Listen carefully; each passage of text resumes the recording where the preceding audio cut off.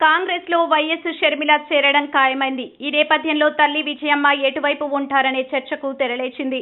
YCP గౌరవ అధ్యక్షురాలిగా సుదీర్ఘకాలం కొనసాగారు. ఏపీలో తనయుడు వైఎస్ జగన్ అధికారంలోకి రావడంతో ఆమె ఆనందానికి అవధుల్లేవు. దీంతో తెలంగాణలో సొంతగా పార్టీ పెట్టుకుని పోరాడుతున్న కుమార్తె షర్మిలకు రాజకీయంగా అండగా నిలిచేందుకు గౌరవ అధ్యక్ష పదవికి విజయమ్మ రాజీనామా చేశారు.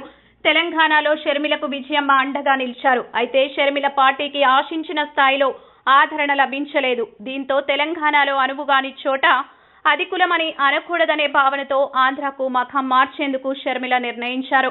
కాంగ్రెస్ లో తన పార్టీని విలీనం చేయడానికి షర్మిల ముందుకొచ్చారు.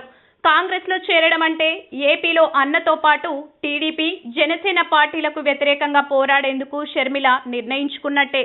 ఈ నేపథ్యంలో విజయమ్మ ఎటువైపు అనే ప్రశ్నకు అత్యంత విశ్వసనీయ వర్గాల ద్వారా అందిన సమాచారం ఆశ్చర్యపరుస్తోంది. రాజకీయంగా షర్మిల వెంటే నడిచేందుకు విజయమ్మ ఆసక్తి చూపుతున్నారని తెలిసింది.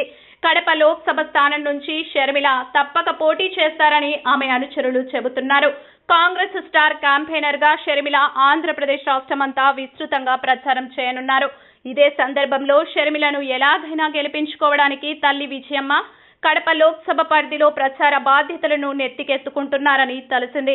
ఇప్పటికే రాజకీయాల కోసం తన కూతురు 100 కోట్లు పోగొట్టుకున్నారనే వాదన విజయమ్మలో ఉంది.